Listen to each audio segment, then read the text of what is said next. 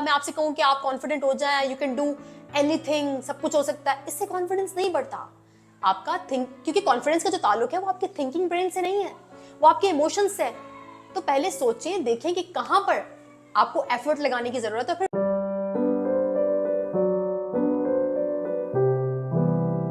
Welcome to my YouTube channel, जहां हम बात करते हैं नफ्सियात, फलसफा, सेल्फ इंप्रूवमेंट और प्रोडक्टिविटी पर।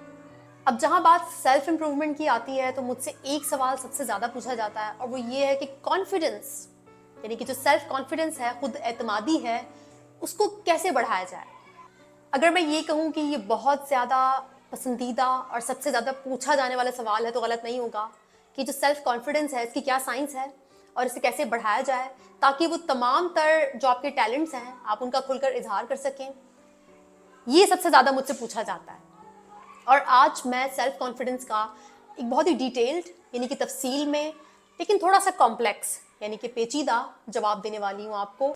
और अगर आपको मेरे चैनल का कंटेंट पसंद है तो प्लीज़ इसको शेयर कीजिए, लाइक कीजिए, सब्सक्राइब कीजिए, ताकि मैं मोटिवेट हूँ मज़ीद ऐसा कंटेंट बनाने के लिए और अपने एक्सपीरियंसेस एज अ थेरेपिस्ट और एज अ ह्यूमन बीइंग, एक इंसान होने के नाते अपने तजुर्बात भी आपके साथ शेयर करती रहूँ।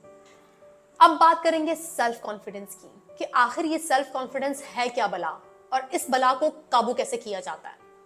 देखिए, ये जो खुद एतमादी है ना, ये जो सेल्फ कॉन्फिडेंस है, ये बहुत ही पेचीदा एक अमल है।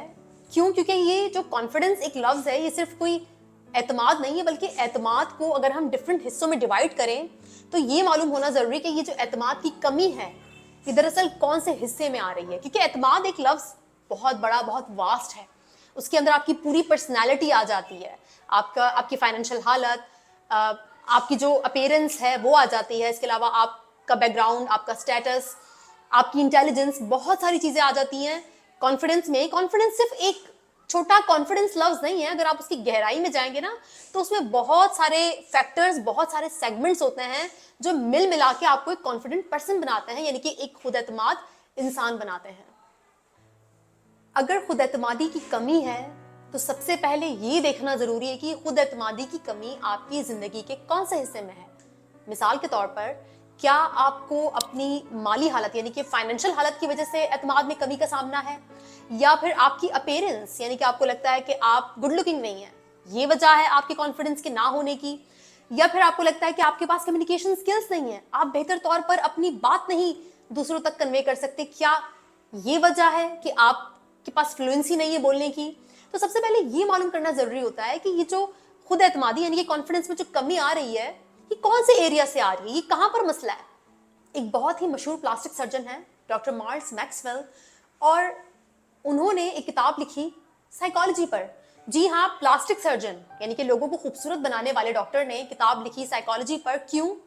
क्योंकि उनके पूरे कैरियर के दौरान जो बात उन्होंने नोट की वो ये थी कि जब वो अपने क्लाइंट्स की सर्जरी करते और उन्हें खूबसूरत बनाते, या फिर अगर किसी का चेहरा बिगड़ा हुआ है और वो उसको दुरुस्त करते, तो उनके क्लाइंट उस वक्त तो खुश होते, लेकिन कुछ अरसे बाद वो दोबारा से वैसा ही महसूस करने लगते जैसा वो सर्जरी कराने से पहले करते थे। उन्हें लगता कि उनका जो कॉन्फिडेंस है वो शायद उनकी शक्ल की वजह से नहीं आ रहा। उन्हें लगता था कि वो खूबसूरत नहीं है, उनकी नाक सही नहीं है, या फिर उनके होंठ सही नहीं है, या फिर उनकी आंखें ठीक नहीं है। तो वो सब कराने के बावजूद भी डॉक्टर मैक्सवेल के मुताबिक उनके जो सेल्फ स्टीम है, उनका जो कॉन्फिडेंस है, उसमें कोई इतना खास फर्क नहीं आता था। और यही वजह है कि डॉक्टर मैक्सवेल ने किताब लिखी साइको साइबरनेटिक्स के नाम से, और उसमें उन्होंने कहा कि एक तो इंसान वो होता है जो बाहर से खूबसूरत होता है, लेकिन एक इमेज, एक इंसान हमारे अंदर रहता है, और जब वो इंसान खूबसूरत ना हो तो बाहर आप जितनी भी डेंटिंग पेंटिंग कर लें, लेकिन जो अंदर अगर आप जख्मी हैं और अंदर सर्जरी की ज़रूरत है, यानी कि जो आपका इनर सेल्फ इमेज है, सेल्फ इमेज जो आपका है, अगर उसमें सर्जरी की ज़रूरत है, तो फिर बाहर से आप कुछ भी कर लें, आप कॉन्फिडेंट महसूस नहीं करेंगे।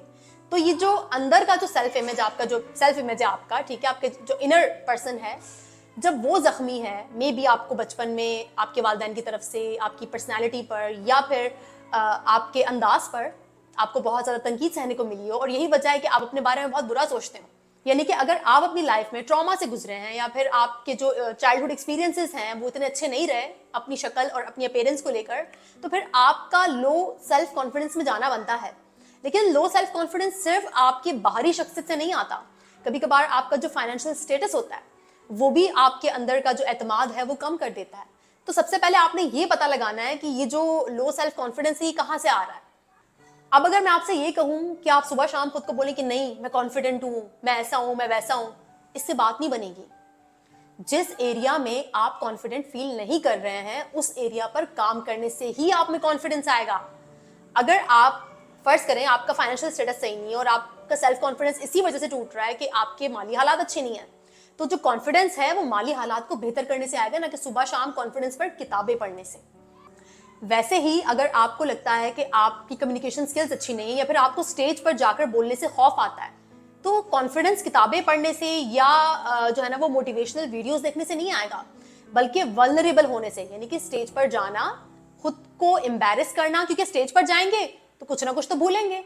जब भूलेंगे लोग हंसेंगे भी या शायद कोई मजाक भी उड़ाए, तो अपने आप को वल्नरेबल करना और उस एम्बैरेसमेंट को बर्दाश्त करना आपके कॉन्फिडेंस को बढ़ाएगा। तो जहां पर स्टेज फोबिया की बात आए तो वहां पर हम कॉन्फिडेंस कैसे बढ़ाएंगे? स्टेज पर जाकर अपने आप को वल्नरेबल करके, यानी कि अपने आप को जो वो एम्बैरेसमेंट वाली सिचुएशन है, जो फेलियर वाली सिचुएशन है, उसमें अपने आप को डालना है आपने।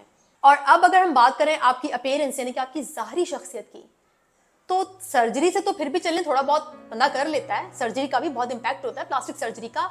लेकिन याद रखिएगा, अगर ये जो आपका सेल्फ एस्टीम बचपन में किसी ट्रॉमा की वजह से या वालदैन या घर में जो टॉक्सिक इन्वायरमेंट है उसकी वजह से आप ऐसा सोच रहे हैं, तो फिर दुनिया की कोई सर्जरी आपको अपने बारे में अच्छा महसूस नहीं करवा सकती। इसके लिए आपने क्या करना होगा? इसके लिए आपको अपने ट्रॉमा को हील करना होगा।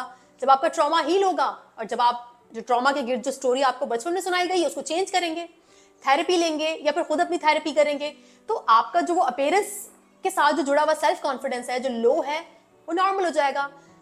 तो बताने का मकसद ये है कि अपना जो कॉन्फिडेंस है पहले उसे देखें कि वो कहाँ पर कम है, उसको डिवाइड करें छोटे छोटे हिस्सों में, और फिर जहाँ पर वो कम है उसके मुताबिक काम करें।